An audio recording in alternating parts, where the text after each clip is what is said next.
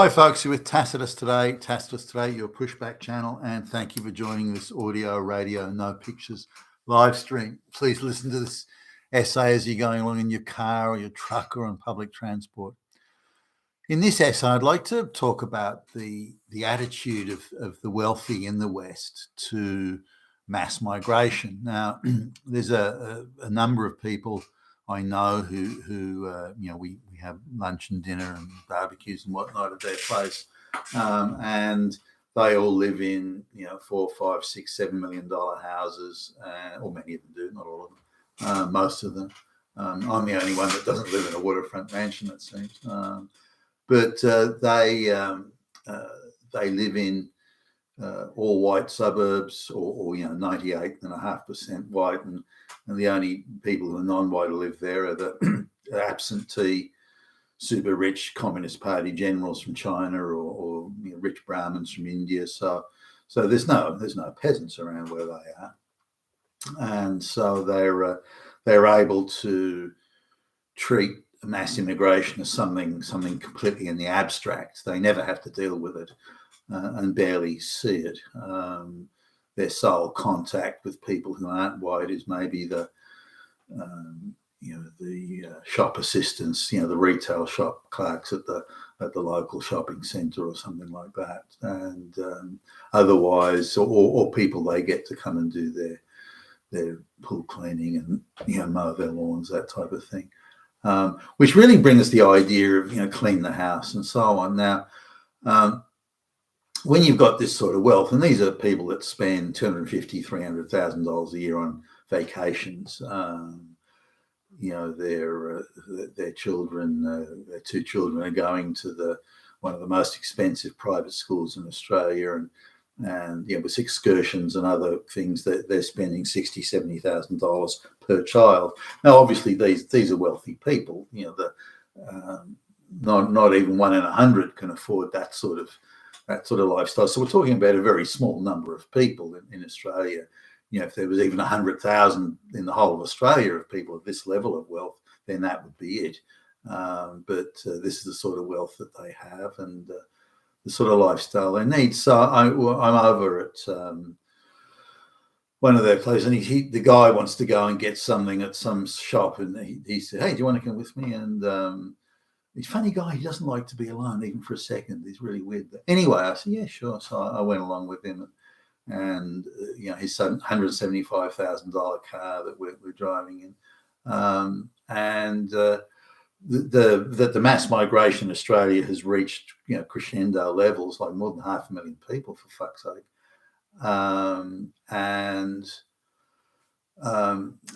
this came up and in just sort of general banter type conversation, and he said something quite strange. He said, "Well, it should be more than that. That's not enough. Should be more." And so I was almost going to break out in laughter. I thought, "You insane fuck!"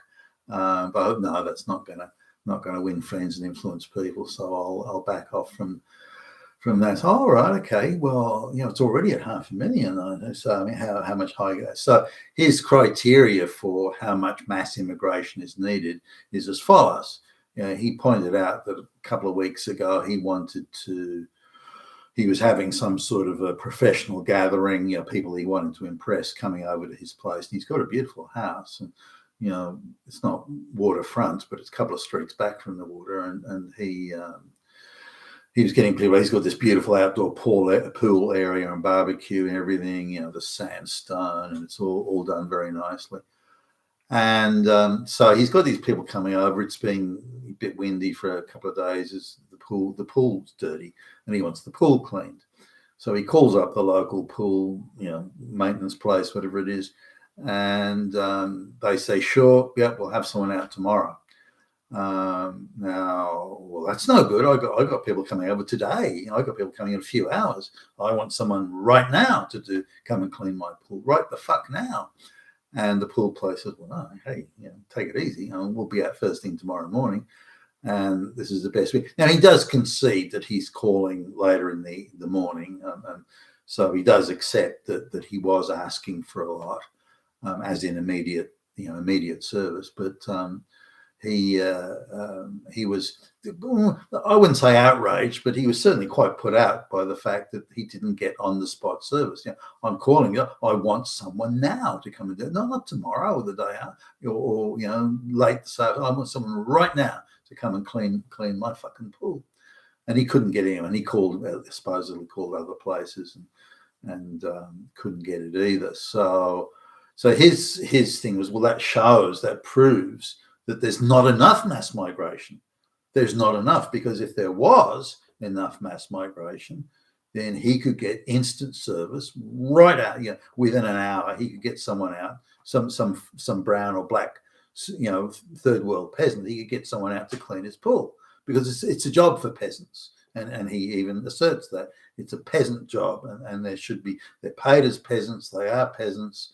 They're moronic like peasants, and so therefore, that's his. So he then cited something else that there was part of his fence somewhere on his property. Part of his fence was a falling branch from a tree or something like that.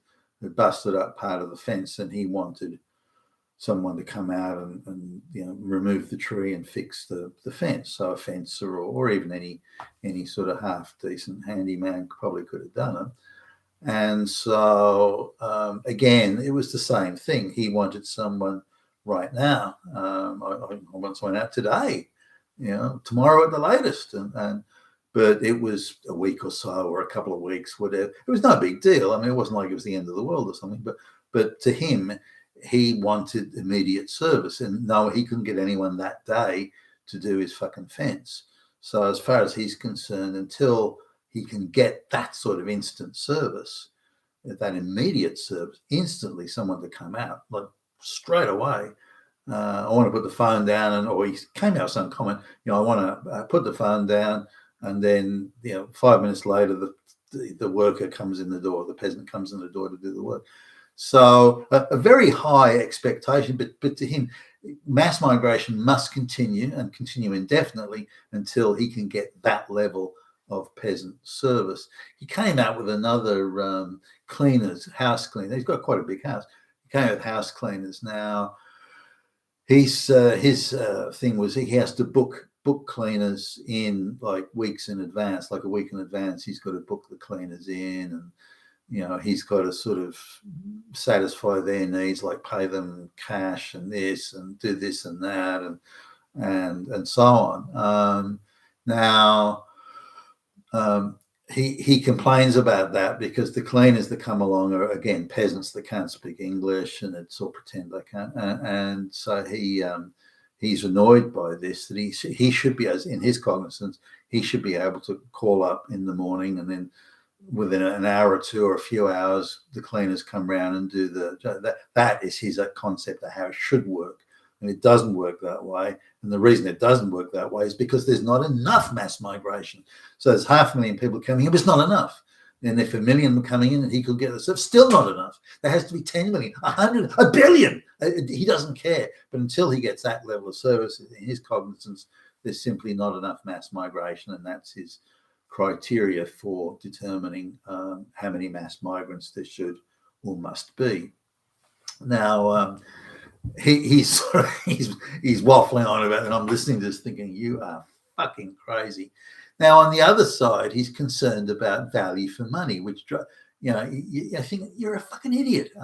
So the cleaners are meant to clean for, whatever, like so much money, and it's an hour or something. The cleaners are meant to clean the place for an hour. But if they finish 5 minutes beforehand or 10 minutes beforehand, he wants to deduct some money. He wants to rip them off for something. He said, "Oh no, you got to give me $10 back." So even though he's getting the peasant wages and paying, and he wants to quibble over the money. I'm thinking, you can't have it both ways, you fucking moron. But nonetheless, that's his attitude.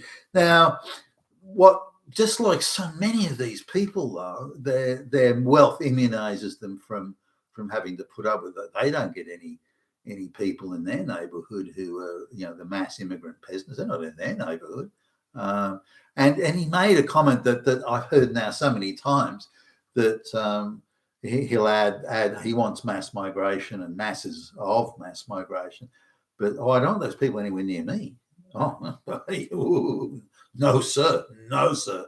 I don't want them near my daughter or near my kids or my son, or I don't want them. My wife goes out jogging. I don't want them near my wife. I don't want them in this neighbourhood. Now, he lives in a $5 million house or something. So hardly anybody can afford to live in. Very few people can afford to live in those sort of areas and pay those sort of prices. So the chances of people can't, other than again the odd Chinese Communist Party general who can launder their money in Australia, but aside from that, you don't get everyone there is white, and there'd be I don't know 1% non-white, and again they're the Communist Party general stuff. So he can live in this rarefied, very quiet street. There's no drug dealers. It's tree lined. It's clean. It's pretty. It's beautiful. It's pristine. Everyone's got swimming pools, and everyone's driving $150,000 to $250,000 motor vehicles. Everyone's very polite and so on. So I've walked his dog a couple of times. I get the gig as dog walk. His dog likes me for some reason, and so I haven't had time to walk the dog today. We're over there for having lunch. I haven't had time to walk. Yeah, do you mind? And I say, yeah, sure. Okay. And everyone's very polite there and pleasant. Everyone waves hello and this sort of thing. So he likes that, but he also likes the mass migration, and the mass migration supplies all the cheap peasant labour that he wants. But he doesn't want these people anywhere near him. I don't want them anywhere near me, and I don't want them anywhere near my wife or my kids, and I don't want them in the neighbourhood. And if I saw someone, I'd call the police. But he wants mass migration. So as I've mentioned to other people in the past, I said, you don't like it, sort of having these people in the area. How do you think sort of other white people sort of think about it in the poor areas? They're working class people. That's their lookout. That's their problem. It's their fault for not being rich and living in a house like I do.